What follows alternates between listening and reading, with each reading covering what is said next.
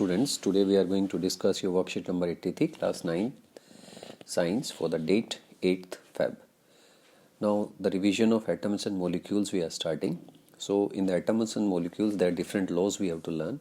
So laws of chemical combination. After so many experiments to know about the structure and nature of matter, two scientists, that is Anton L. Lavoisier and Joseph L. Proust, give two important law of combinations.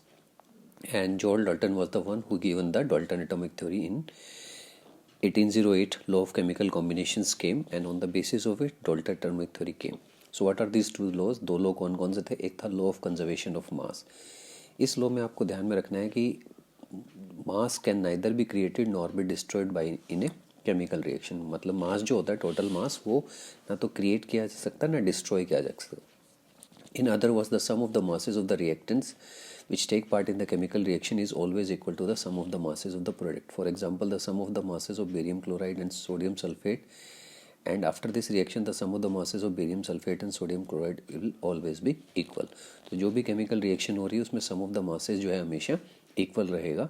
So law of constant proportion क्या कहता है कि according to the law, in a chemical substance the elements are always present in definite proportion by mass. In other words, the ratio of masses of different constant of atoms in molecule of a substance always remains the same. So example है 9 gram of water is decomposed, it will always liberate 8 gram of oxygen and 1 gram of hydrogen.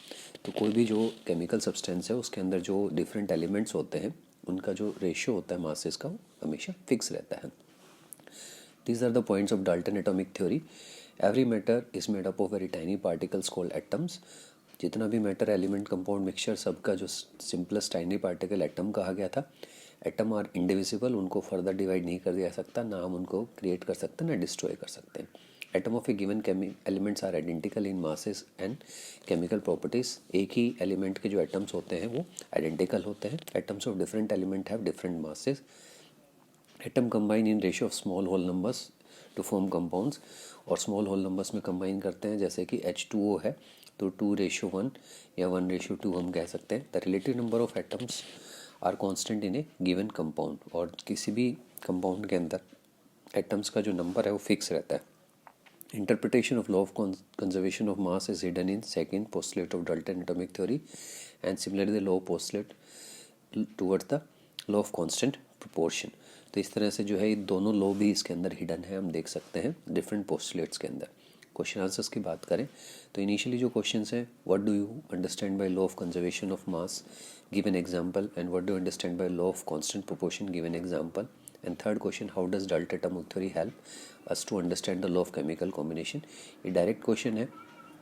First question जो है उसका answer आपका ये है, second जो है यहाँ से है, एंड थर्ड क्वेश्चन का आंसर जो है ये आपका यहाँ पर है. Now we come to the fourth and fifth question which are different. So that have been solved. If 7 gram of nitrogen combines with 3 grams of hydrogen to form 10 grams of ammonia. तो यहाँ पे 7 gram nitrogen जो है 3 grams of hydrogen के साथ combine करके 10 gram ammonia बना रही है. What will be the masses of different products formed if 7 gram of nitrogen is combining with 10 grams of hydrogen. So every 3 grams of hydrogen will require 7 gram of nitrogen. ये हमें पता चल रहा है. इससे अगर 10 ग्राम ऑफ हाइड्रोजन होगी तो यहाँ पे 3.33 इंटू 10 इंटू 7 जो है, मतलब हमें इतने परसेंटेज, क्योंकि हमारा हाइड्रोजन बढ़ गया है 3.33, तो हमें नाइट्रोजन भी उसी के प्रोपोर्शन में चाहिए इतने टाइम्स. तो हमें चाहिए 23.33 grams of nitrogen will be required. लेकिन नाइट्रोजन तो हमारी कितनी है यहाँ पर, वो तो सेम ही है. तो 7 ग्राम नाइट्रोजन है तो उसके साथ में जब अगर ये रिएक्ट भी करेगा तो 10 ग्राम ऑफ अमोनिया ही बचेगा. जो रेस्ट आपका 7 ग्राम्स ऑफ हाइड्रोजन है वो अनयूज्ड रहेगी. तो ये आपको लिखना है कि the product formed will be 10 gram of ammonia only and the 7 gram of hydrogen will remain unused. दूसरा क्वेश्चन है, 3 grams of carbon burns in 8 gram of oxygen to produce 11 grams. 3 grams burning in 8 gram to give you 11 grams. Then how much carbon dioxide will be produce if 12 gram. तो अगर 12 gram है, 32 gram of oxygen से burn कर रही है तो 44 gram of carbon dioxide. So law of conservation of मास हम बता सकते हैं यहाँ पे कि ये रहेगा इसके अंदर. तो hope you like the explanation of worksheet. Thanks for watching.